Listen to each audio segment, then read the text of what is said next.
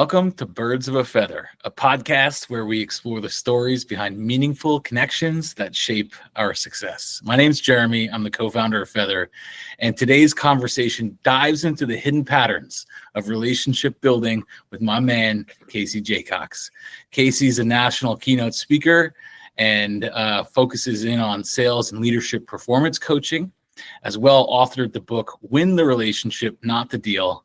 He hosts the Quarterback Dadcast podcast, is a member of Forbes Technology Council, has a couple of very successful kids.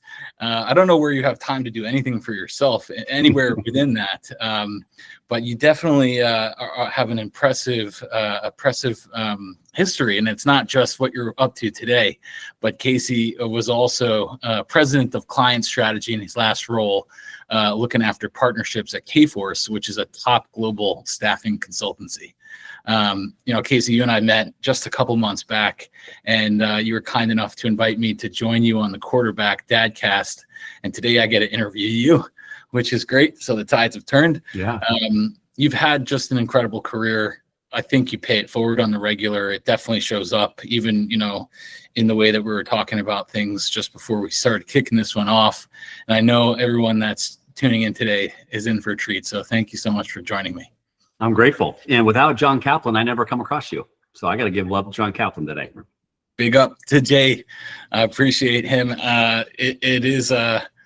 We build an ecosystem around us of amazing people and birds of a feather. You know what I mean? Mm-hmm. So we're going to kick off with, I'd love to maybe just hear a bit more about your business today. And maybe you can also touch on, what type of people or relationships do you have to interact with in order for you to be successful in the business? Yeah. So I think what I love most about what I'm doing now, Jeremy, is I didn't mean to do it. After spending 20 something years in corporate, I left, kind of figure out what's next. I knew I wanted to write a book. I knew I wanted to start a podcast. I did not ever think those would ever collide. And then a year after launching those, coaching business found me.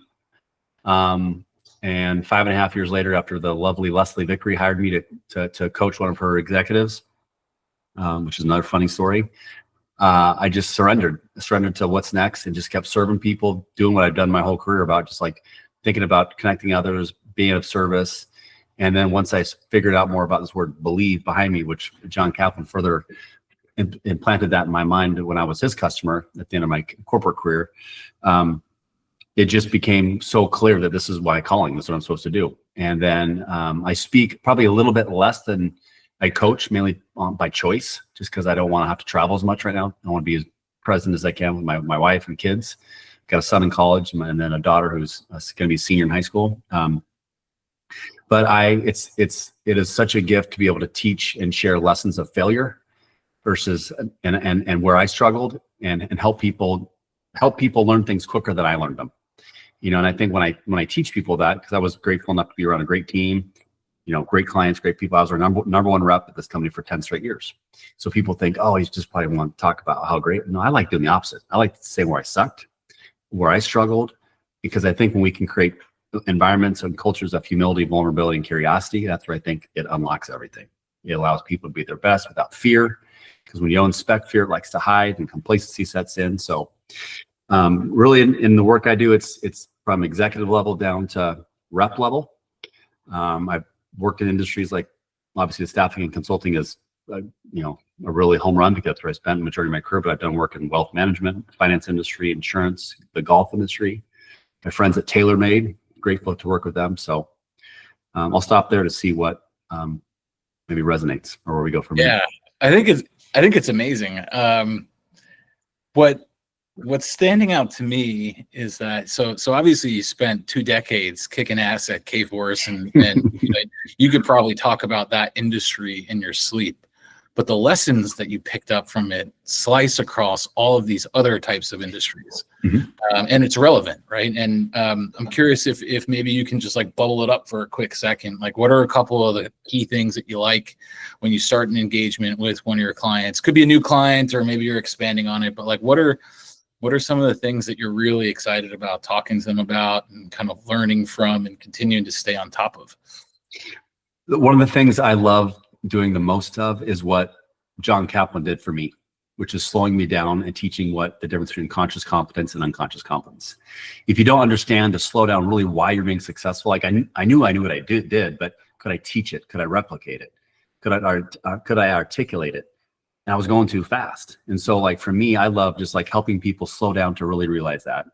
Do the executive team, is there alignment on, do we understand why we exist, what problems we solve, how do we do it differently or better? Do we understand that? Do we understand who our ideal customer profile is and why? Do our customers understand what we do? How do we know? Or do you just, because I worked with them for 10 years. Have you asked them? And I love also when helping, but again, what Cap did for me is don't say the word you have a champion unless you've tested them. And, for as much quote unquote success as I had in corporate, I maybe had 2 champions, maybe 2 that I tested. For sure I had 2 that I tested. But number of people before learning truly what a champion was, I didn't have champions, I had coaches.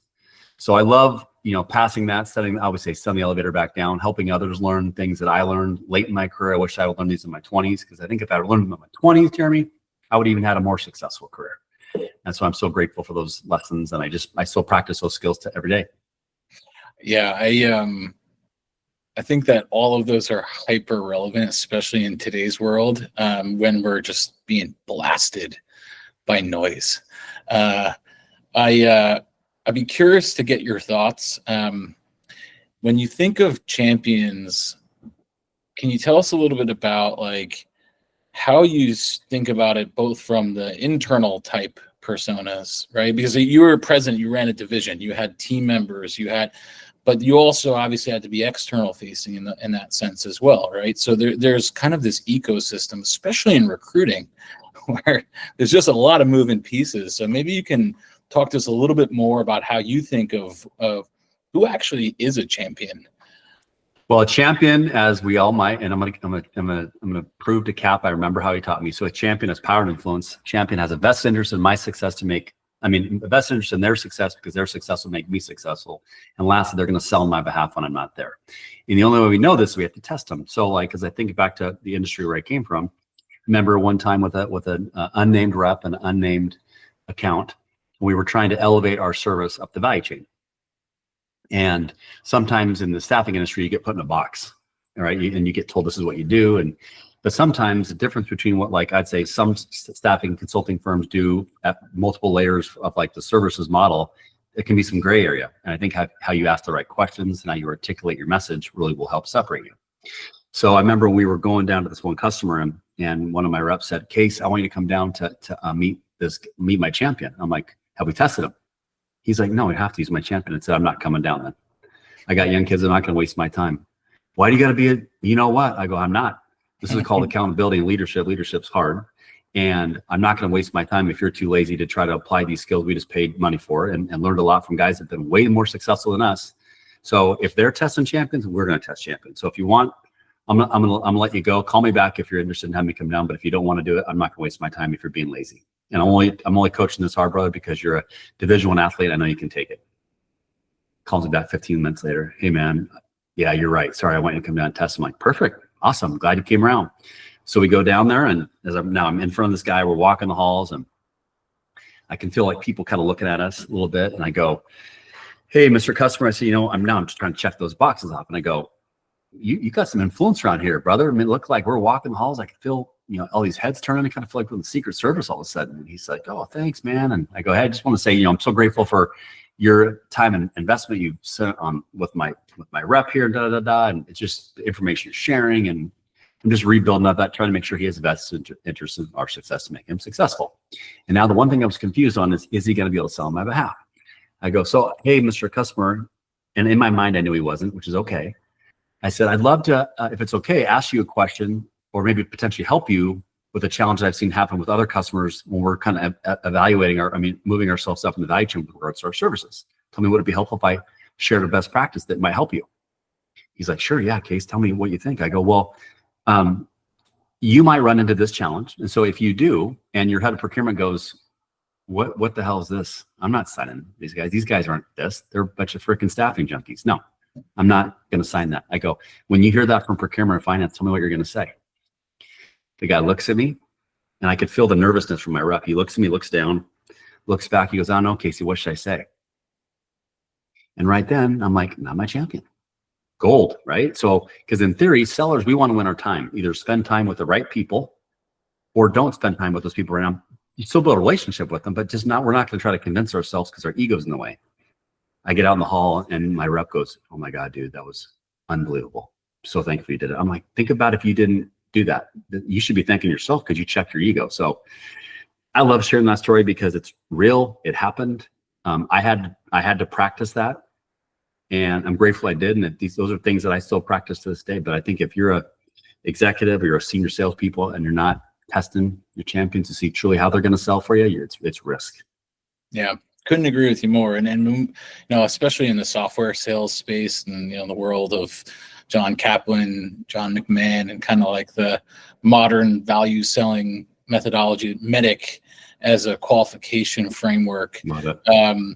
Is brought up everywhere and in a lot of cases. And it's funny because you have kind of two schools of thought, right? You've got people who look at it as I need to check the box. And then I think of it more of like a scratch off ticket. And it's really great because the more that I scratch off there, the higher chances I got of winning. I mean, I actually lose all the time, so I don't buy scratch off tickets. But in MEDDIC, I think it's definitely been a really good beacon and way to focus on the right things and where are you putting the right energy into the right time. And to your point about like, do you actually have a champion? Is it somebody that actually is going to go fight for you? Like, do you know why they would, right? Like, do you even know why? And the other thing that's really important is it takes a lot of effort to go build those relationships up and that trust. And in a lot of cases, the people that I think build champions, and I'm curious to get your thoughts as you're building a consultancy, like in the non-transactional relationships, right? Like I'm not actually working with you right now. You're not signing an SOW for me. I'm not taking money from you. How do I continue to make you my champion? How do I continue? Because especially in referral-based industries, which is where from a Feather standpoint, like we're really anchoring our focuses into relationship-led, referral-led professionals. Like you're not buying from me right now, but I want to be adding value to you. So you want to help me when the time is right. And I also want to be able to earn the right to tap you for a referral if I need some access to somebody else too. But like, so how do you think about champion building over long periods of time? I guess what I'm getting at. Well, I'd say that if anybody told me they had a champion, but they're not doing business with them, I'd say you don't have a champion. We're talking about two different things. That'd be the one thing I'd say. But the biggest thing is simplistically, it's just showing up curious. It's showing up serving. Like one question I love asking that I didn't realize was uncommon. I thought everybody did this one, and I teach people this, and hopefully this is maybe an action from this call people can use is imagine if we're doing business together, and at the last part of the meeting, I go, hey, Jeremy, but hey, before I let you go, tell me, is there anybody I can introduce you to? Or is there anything I can do to help you grow your business?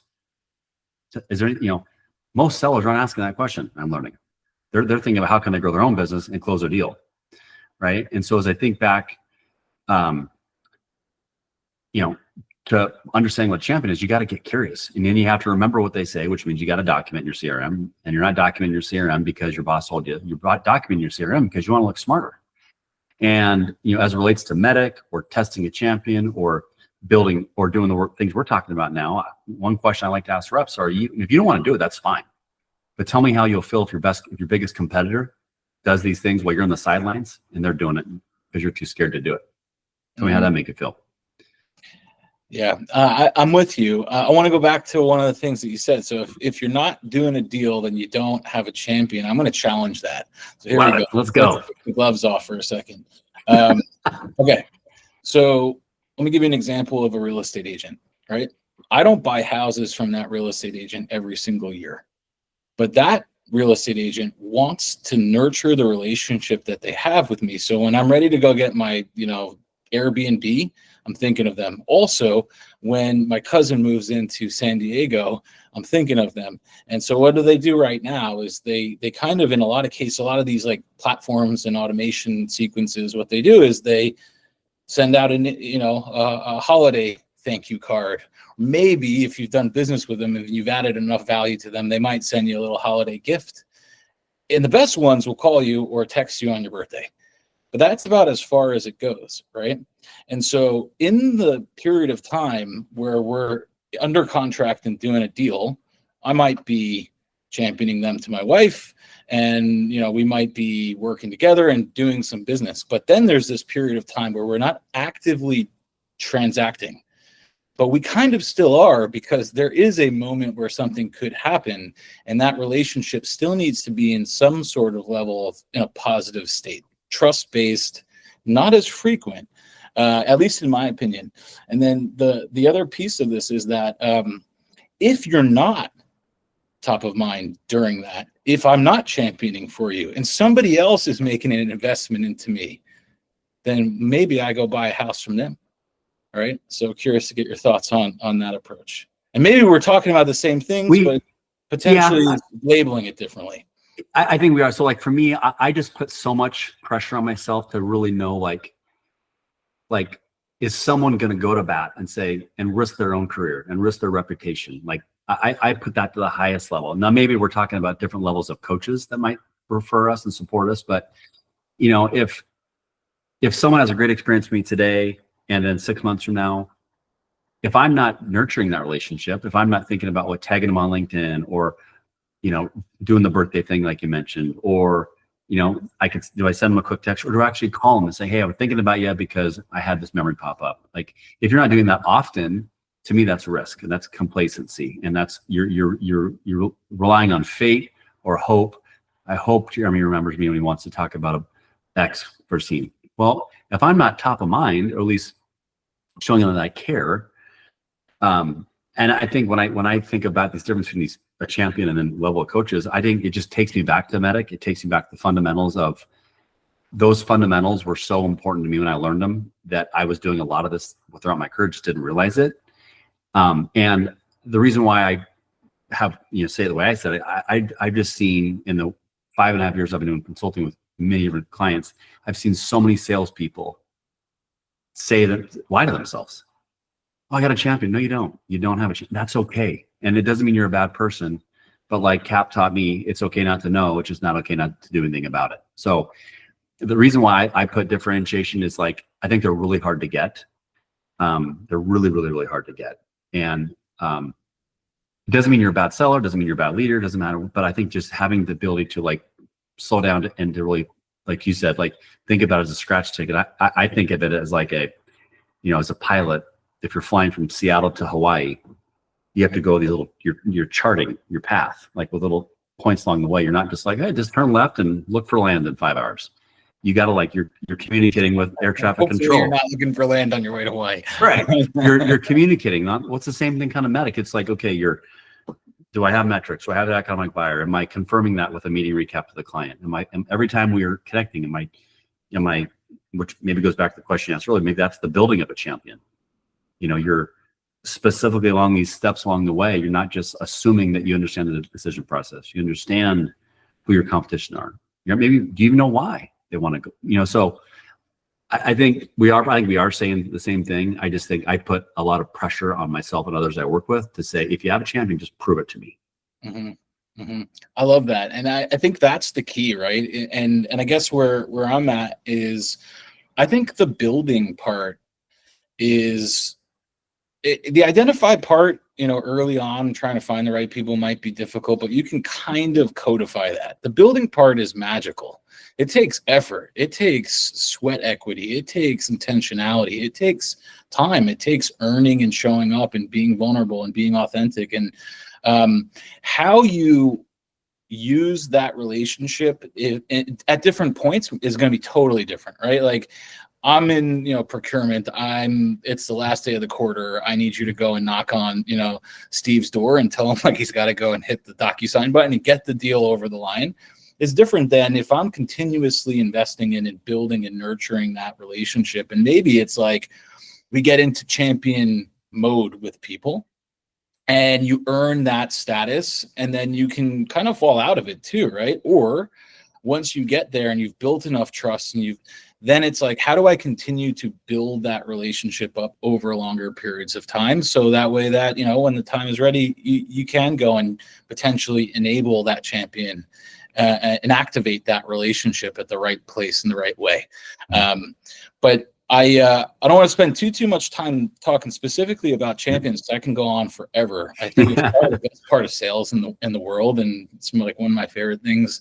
But I wanted to just maybe hear your thoughts a little bit on your book, right? Like Win the Relationship, Not the Deal.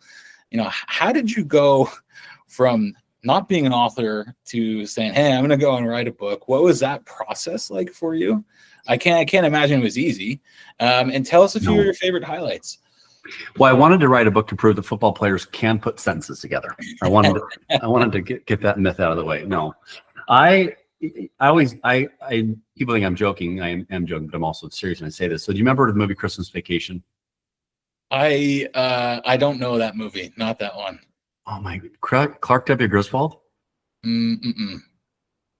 That is homework, Jeremy. I want a book. Oh, National Lampoon's Christmas Vacation. Okay, yeah. I'm gonna look it up on this other screen. Okay. Yeah. Okay. Well, there's a part in that movie when Clark Griswold goes in the forest and sees his tree and it's glowing. That's it. I had that same feeling when I was traveling to Dallas, and I had this mind when I was training younger sellers on our largest account. And I said, I expect you to win every deal, but you're not. But I expect you to go in that mindset. More importantly, I expect you to win every person, which you can. We have to win people, not deals. Because if you win enough people, the deals will follow, and they're going to be closing themselves. Not if we're trying to close people, they're going to resist us and they're going to feel it. I think the uncommon way to and that's what I realized I did over my career. And so I wrote it. I was like, okay, but I didn't want to write it when I was still at Kforce because I didn't think that was fair to them or me. So I waited till whenever the time was right for me to leave, and I left on great terms and grateful for my time there and still friends with many people there. But I found that there's so many people in business that are told what to do, but they don't inspect how to do it. Hey, come on, go build more relationships. You got to get in that account. And people are like, oh, okay, yes, boss. How do I do it? What do I do? And so like as the leader, this is why I love humility and vulnerability and curiosity. Because like I could say that and I could say, hey, now tell me, what do I mean by that? Describe what might be a way you can go do it. Tell me what's working now, what's not working. So like get people to like open up and talk about what they're scared of. Because I'd rather if you're scared, let's talk about it in the huddle before we break. Because once you get to line of scrimmage as a quarterback, I got 30 seconds, 25 seconds, that play clock's going down. I don't want you scared. I want you to know exactly what route you're running. Right. And so the same thing kind of goes into that mindset. So I don't know. I wanted to write a book that really was something that people could do, people could think about that. And these are timeless things. I didn't think of these things. I just said, when I was the top of my game, what did I do? Well, I brought energy to every meeting. I was positive. I set expectations, good, bad. I was a great listener. I focused on asking great questions. And I think when I learned the TED-based framework, that took my level of curiosity to another level. I loved CRM. I documented everything. People used to make fun of me like, dude, you're like a freaking robot. But I just remembered everything about people. And I think maybe the quarterback in me, I had 111 plays in my wristband when I played, 110. That mindset of just remembering things applied in business because I could remember when projects, birthdays, colleges, where they went to school, all those things. The book talked about practice. I told a story where I got coached hard by Cap's team at the end of my career. Got called out. I put that in the book. Like if I'm going to be teaching this stuff, I want to air myself out. And then lastly, just having patience. Let relationships develop when they're ready to be developed. If you force it, and we all know what it feels like. Again, to your point earlier, you said we get blasted with noise, or it's different when you meet somebody that's genuinely interested in you. And, this is why I love what you're doing, because technology is great. Yeah, automation is great. Yeah, AI is going to change. I get it. But I'm betting on this still.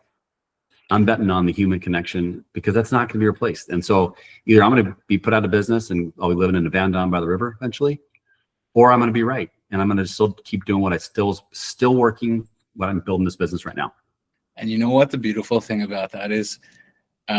First off, I'll have a van next to you if that's the case. We'll both be chilling by the river, but we'll still be human, right? Like, and I want to go back to something that I think is so important. So the how is it's like one of those things where like you read all these business books and they kind of detail some frameworks and some things, and but like when you really roll up the sleeves, how the heck do I actually do this thing? And what I want to get your thoughts on is, relationships and investing in that time, and like taking the time to leave the lunch meeting to run to go take a note and put it in your phone so you don't forget their kid's favorite sports team. You have to give a shit enough to show up to do that. So when you come across, and you've trained lots of people, you probably see a variety of people across the spectrum of like people who really care, their heart and their mind are aligned and they're in it, and people who are in it and they're transactional and are trying to go get a W-2. And not to say either one of those is better, but like when you have to care about people to listen to them and want to remember and like take note of the things that are important to them to be relevant. How do you coach people who don't care? Like, I don't know if this is a crazy thing to ask you, but man. No, I think it's fair. I mean, how I do it, I'm not saying I'm right, but how I do it is I ask questions. I try to ask pain. I'm trying to uncover pain, and I want to make them feel an emotion they haven't felt yet because their ego's in the way. And so usually if people are competitive, I'll ask the question, hey, I know that you're not doing this right now, but tell me how you'll feel in 2 months when you're not doing this and business is down, but your biggest competitor was doing it and they're kicking your ass. Tell me how you're going to feel. But it's not going to happen. I go, prove me wrong. I hope I'm wrong. But if I'm right, tell me how you're going to feel. And then I'll say, listen, as your coach, I don't want to convince you to do anything. You're going to convince yourself. My job is to ask questions and make you think. And my questions are based on 20 years of street fights in corporate America, selling at a very, very high level, complex deals and very basic deals, but I'm never going to guess.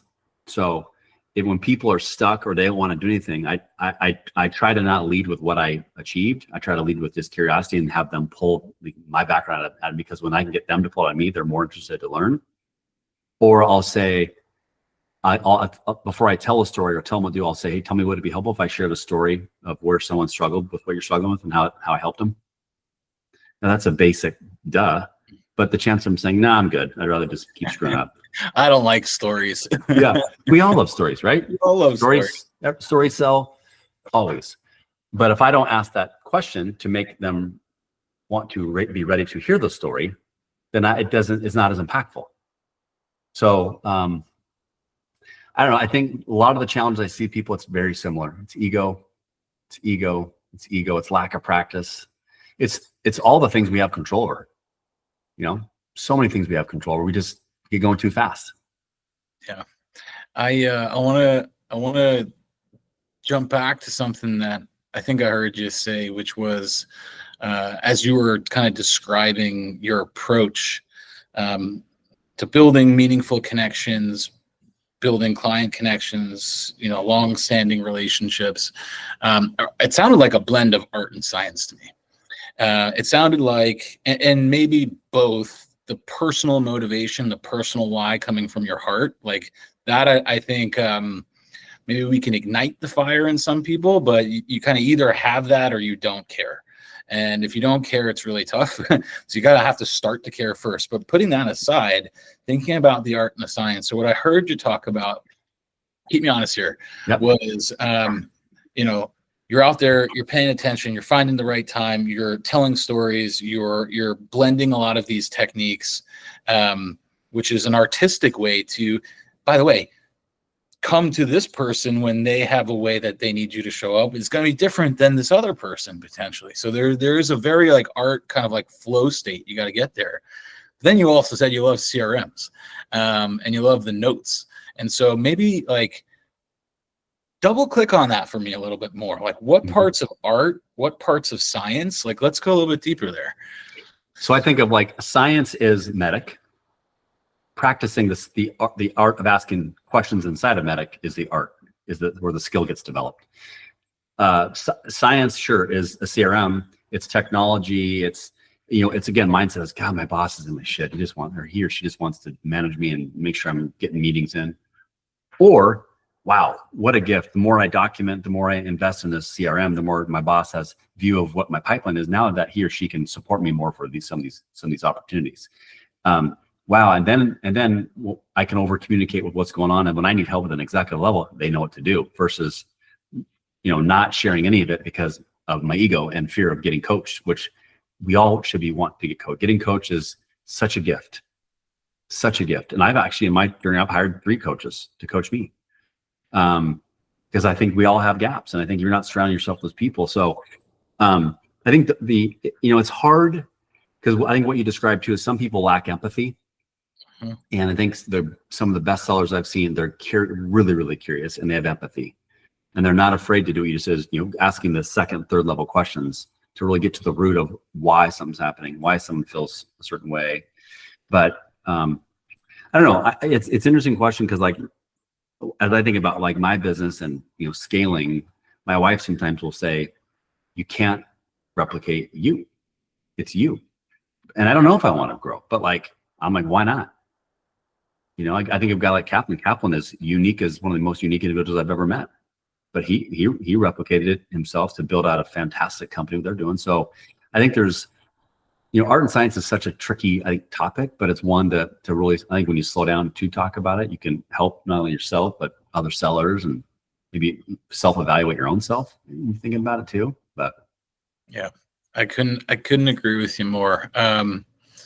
So I was thinking while you were talking about it, even if you are an artist, right, inherently good, and you care, and or you've developed empathy, or you were born with it and you've developed it, or that's a beautiful thing about emotional intelligence, is it's something that you can actually build the muscle and awareness around.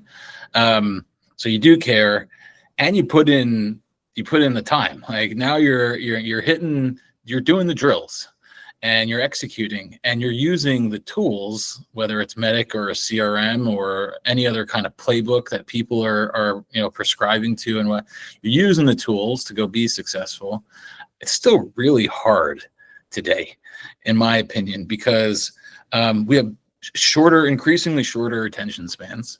We expect TikTok level speed for answers. Everyone thinks AI is this magical thing that you just type, because ChatGPT has made it so easy. You could type something in and be like, whoa, that's amazing. You get this where the almost the delayed gratification and the value that comes from that is kind of eroding, especially in maybe people who aren't used to doing a deal over a long period of time, or shaking hands on a golf course and having a steak dinner. A lot of this stuff is changing. But I'd love to you see so many different people and industries, and I'm sure levels of curiosity as well as levels of experience. What do you think some of the biggest challenges people are facing right now in terms of the professional, as it relates to being a relationship first person? I think I don't want to answer this. I would say I think everything starts with this. I think having belief of what you're doing is a great foundation, and then as it relates to relationships and how quickly we go and how fast business is going to change, you still have a choice. You can be common or uncommon in your outreach. You can be the person that say, "Hey, I want to send out 100 automated emails." Okay, go for it. That might work for certain businesses. I'd rather send out fewer and have very specific, targeted, thought-provoking questions to make this person feel like, wow, he was different, or wow, she. I always tell younger sellers I work with, I'm jealous of you. I didn't have LinkedIn. I had fax machine and want ads. You don't have to get approval from somebody on LinkedIn when you leave a comment. You don't have to say, "Hey, Jeremy, I saw you posted. Do you mind if I leave a comment on your post?" That's a great opportunity to sell. That's selling without selling. How I show up, how I communicate. Another way to do it. And I think just over time, if you are clear on we talked about at the start of the interview, clear on your ideal customer profile. You are clear that these 20 accounts use your services or could use your service, have a problem that you can solve. You're so clear on that. Then you have to rely on patience and creativity to help to play the long game with these people. If you are playing long game and then you get transactional, they're going to feel it in a heartbeat. And then I think another thing that comes to mind when you asked that question was, the difference between expectations and agreements. Sometimes expectations falsely sit in my mind, but sometimes expectations falsely sit from a leader to a rep. or sometimes expectations and agreements sit falsely between like what that customer thinks I do or don't do. So I think sometimes slowing down to really make sure when you do connect with them, have a clarity-based conversation to make sure they're really clear on what you do, and be okay to say, hey, this is not really what we do. But before I tell them anything or I teach people I ask the question, see if they can articulate what you do. And you might get some pushback. Why ask me that question? Well, why wouldn't I ask that question?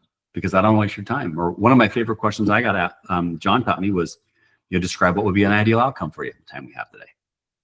Like, don't guess what the client wants to think about. You're not there for you. You're there for them. And that's a mindset shift. Mm-hmm. And so I think when people adopt that, I worry less, Jeremy, about how long it's going to take me to get a coaching deal or a speaking deal or how many books I'm going to sell. I just literally show up, and this might be naive, but for 49 years of life on earth, it's worked. I show up, how can I serve the shit out of someone? Mm-hmm. How can I be memorable? How can I articulate, because in a fast-paced business, I'm still growing. And all the work I've done in 5 years, that's all been referral. Now that might say, well, you're lucky, Casey, you spent into 20 years in industry. Okay, maybe that's true, but I still got to create good experiences for people, and I still got to show up, and I still got to create value, and I still got to meet people where they are and teach them. And if I've done a bad job of that, they're not going to refer me based on what I did in 20 years. They could. I always joke, when I left Kforce, they didn't go out of business. They're fine. Maybe I wasn't as important as I thought, and none of us are. And that's a freeing feeling, Jeremy, I tell you, for me at least. And so I'm all about the long game. I'm all about serving. I don't keep score. I love connecting my clients with other people. Like I got 2 names. I got to connect you today before I leave my desk. That, and that's what I think the world's missing right now. And I think I joked with somebody at a high up AI company. I said, I love your technology, but I think, can I tell you my fear about it? He's like, sure. I go, I think AI is going to make shitty salespeople shittier. It's going to make average salespeople shitty. And we run the risk of making someone who's good or great. Great, we might make them down to good, but the elite ones are going to use ChatGPT, are going to use AI to record their notes, but they're going to make it their own. Still has to be your voice, because if it's not your voice, that relationship will not sustain the trade winds, I don't think. Yeah. And you're hitting on something so like near and dear to my thesis behind building this platform, is that like you can get all the information in the world and have all the ammunition and then still show up and like freeze up when you go stand on stage. That last mile is human. And what's really amazing about it is that I at least this is how I'm kind of thinking and seeing the world, that just because that last mile is human, we have to be real. We have to be us. We have to be authentic. We have to be vulnerable. And in those relationships, it's inherently 2 people. Like, I know there's a bunch of tech out there where you can go and have a digital, a digital romantic relationship, or, you can get some coaching, and like all of that's good, right?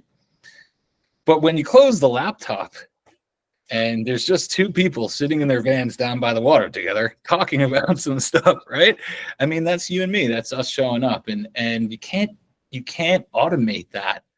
Otherwise, that magic, you run the risk of taking the human piece out of it. And I don't think that you can really earn trust without having that human element behind it too. I agree. And I think it's even more important to your point about the conversation with the AI, the AI company and the founder over there.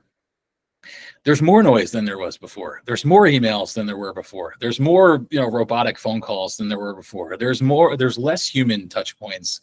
And I think what's happening is that it's kind of dulling out our sense of, interest in people and our sense of like being alive.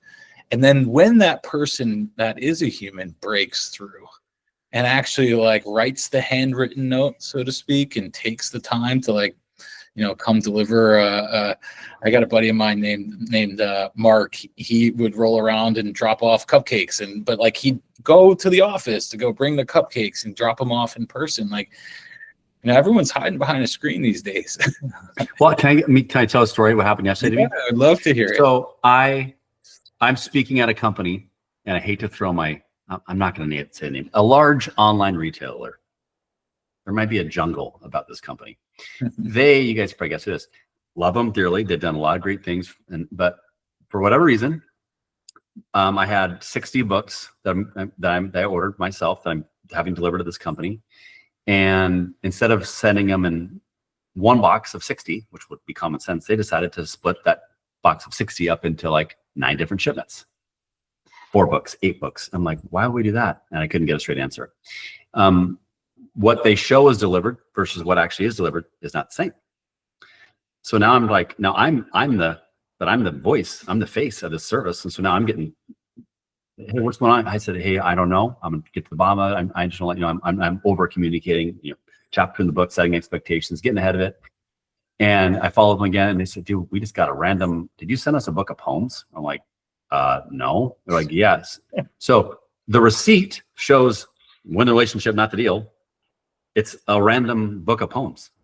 I'm like, not what I said. I go, I'm coming down. He's like, no, don't save a trip. I said, I'm coming down. I'm going to pick it up. This is my problem to solve, not yours. I don't want this in there. And now I don't know what's going to do anything, but I went down. I got FaceTime with somebody. He's just like, dude, thanks for coming down. I just apologized again and said, I went back and got all my money back, and I had to redo the order again. But like, I think it's little things like that I could have easily chose lazy and just sit here. And the guy, because he said, no, don't come down. I'm like, no, I'm coming down. Right. And I think for me, when I teach people, that was a little Side Edge moment, which is a great book. You've not read The Side Edge by Jeff Olson. Great book. I have a choice. Do I be uncommon and follow up and show him how much I care about them and how much I want to make it experience positive? Or do I just, okay, yeah, you guys deal with the return and wing it? So I don't know why you triggered me to share that story, but it's top of mind. It happened yesterday. So yeah, your story reminds me of a principle I was kind of taught early. I was 15 and I was working as kind of like a lackey at an audio visual and entertainment company that would set up these superstar bar and bat mitzvahs and sweet 16s and weddings. And I was pulling 20-hour nights on the weekend, kind of like doing these big events back in New York. And I worked for a guy named TJ. He's to this day a dear friend. And what he made me do, which kind of sounds like almost like employee abuse, especially these days, but he made me re-roll the wire over and over and over again to the speaker until I learned to roll it out and roll out flat. And the reason why was so that nobody tripped on it. And so what happened was, through that kind of experience of probably being anti, let me just do it fast and do it easily and take the shortcut, because that's kind of human nature in a lot of ways. That's gotten ingrained in my way of doing things, is actually, to your point, oh, I made a mistake, let me own it. I'm going to go down there and bring the right book. I'm going to go down there. And because of that, I think that is that extra upper crust of people. People aren't used to it. Well, right? To that point, but some might say, but Casey, it wasn't your mistake. You're right, it wasn't, but it was, because I was the face. They don't care, but it was this shipping companies, they don't care. Mm-hmm. Hey, guys, it's on me. I don't know what, I had to own it. Did it feel good to own it? No, it sucked, because I know I didn't do anything wrong. But one of my favorite pieces of advice that someone gave me early in my life that I still use to this day, it's helped me be married for 27 years. It's helped me build great relationships. The leader said, Casey, do you want to be right or do you want to get what you want? You can't have both. Rarely do you get both. And that was a perfect example. I could have said, being right, it's like, dude, what the hell? They messed up. They don't want to hear that. Mm-hmm. What they want to hear is how you're going to fix it and make it go away. I love that. It would be nice if we could be right and get what we want once in a while, but sometimes we are. Sometimes we are. Fortunately, not a common thing. Man, it's Friday. We're having a good time today. Look, I had a couple other things I wanted to touch on here, but there's one thing I definitely want to make sure that we save a few minutes for, because you have had such great experience across so many different industries and people, and just experiences in general, right? From being a leader to being an individual contributor to teaching people. I want to challenge you to give us one thing to walk away with today? So whoever's listening out there, hopefully there's a lot of people, but anyone that's listening can go and sharpen their sword as it relates to being better, right? Leveling up in context of building meaningful relationships, whether it's a champion, whether it's, a strong relationship with a peer. Like, what's one actionable thing, Casey, that the folks who are on with us today can take away and improve their skill? What types? Give me some more context. Like, are we talking a sales leader? Are we talking a salesperson? Are we talking, or just anybody in life? So I think the one of the things that I'm taking away, at least from teasing out, even just from our last little bit of a chat there, is own it, right? Even if it's not your fault, to show up and bad things are going to happen.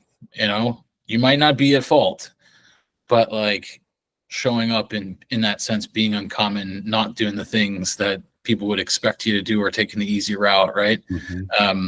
Would be one example where, for me, I think I can always do a better job of implementing that in my own day and in my dealings. But curious if there's anything else, like wise words, sage words from Mr. Casey Jacox that you can leave us with. Okay, there we go. That helps. You gave me something to think about. So I learned this in this podcast journey, and someone I interviewed, he asked me a question. He said, "Think about if as a dad, I went to my kids once a week, or I went to my wife once a week and said, hey, what a week, everybody. I'm ready for the weekend. Hey, tell me what's one thing dad could do to be a better dad next week." And be genuinely care about what they say. And don't argue with them. Just say, okay, cool, I'm gonna work on that, and then actually work on it. Or imagine in the work world, hey, tell me what's one thing I can do to, regardless if you crush your number. Hey, go to your team, go to your back office team. Hey, tell me what's one thing that I can do to make, working with this customer easier for you from an invoicing perspective. Tell me what's one thing I could do to make life as your front desk better. And if you're genuinely curious, and then you follow through on what they told you what they get better at, without ego, watch what happens. Watch what happens to your culture. And I think for me, that mindset of just owning it, this is an Uncle Rico moment here, playing quarterback. I got way too much credit at times. I probably got way too much failure, negativity at times. That's the job of playing quarterback, right? And I think these are the same things why it's, titled the podcast, Quarterback Dadcast. We have to be leaders of our home. Doesn't mean you're always going to be leading. Your wife might lead. That's okay. If she's better than you at something, let her lead. My wife's a way better driver of our boat. She's a way better at backing down. My male ego could totally get in the way. Yo, move it, Toots. I'm doing it. I'm like, no, honey, I'm celebrating my wife's better than me. So my daughter can see it. So now my daughter can be like, hey, look at girls can do some awesome things, and they're way better at this than dad. You're right, honey. So it's things like that. I think it goes back to the theme of just being curious. Yeah. And last thing I'll leave. Sorry, one more thing. Challenge you. How often are you hearing someone say, great question? Could be in your life, could be in your business life, your personal. How often are you hearing that? And if you're like, maybe if it's not often, that's maybe a wake-up call. Maybe we're not as curious as we once think. Or how often are we asking 2 or 3 questions inside of one question? Hey, Jeremy, how's life? How's business? What's the family up to? Where are you going this weekend? Jesus, you just asked me 15 million questions. How about we slow down and ask one and shut the F up? Yeah, I love it. That is so I'll good. Stop there. That's so good, Casey. It's a mic drop moment for sure. I love it. This has been amazing. I think we could go on. We may need to have a part 2. Yeah, we might need to be doing part 2. So look, the showing up and the being curious piece, I think everyone can continue to practice that. The thing that I want to underline, I think I'm hearing you say is it's not just about asking the question. It's not just about trying to learn. You have to do that. You have to reach out. You have to go and put the effort in. But it's about the follow through that really matters. Because if you ask me for something and I'm seeing this as an opportunity to give you something that's important, and you don't actually come back and get it done, and we create some sort of social contract and you break that has an exponentially worse impact than even not asking in the first place, right? You immediately break the trust. And I am guilty for sure of machine gunning questions. Everybody is. It's tough because there's like, that clarity of thought and just being able to ask like one meaningful question. But I love the advice of like, be conscious of, are people responding with a, hey, that's a great question, because that's a really good indicator that you were thoughtful in what you were bringing to the table. I love it. You're a wise man. Those are 2 words I teach sales and sales leaders, and 2 words I look for in any meeting I go on. That's what success is to me. If I hear those 2 words, I'm winning that person. If I don't hear them, I wasn't on my game. So good. I love it. Casey, this has been great. And our conversation really kind of like is the foundation of why being thoughtful, being intentional, showing up, being authentically ourselves is really the key for building great relationships. And you having such an amazing career and being able to like share this with people and so many different facets is an underline of like how much it really matters. So for everyone out there who's joined in today, listening in the discussion, we'd love to hear any of your thoughts, any of your stories. Drop them in the comments. And of course, if you're looking for the intersection of technology and human connection for nurturing some of these really valuable relationships, taking out some of that mental load, head over to www.feather.vip. Check out what we're building. My name's Jeremy. This has been Birds of a Feather. We'll catch you next time.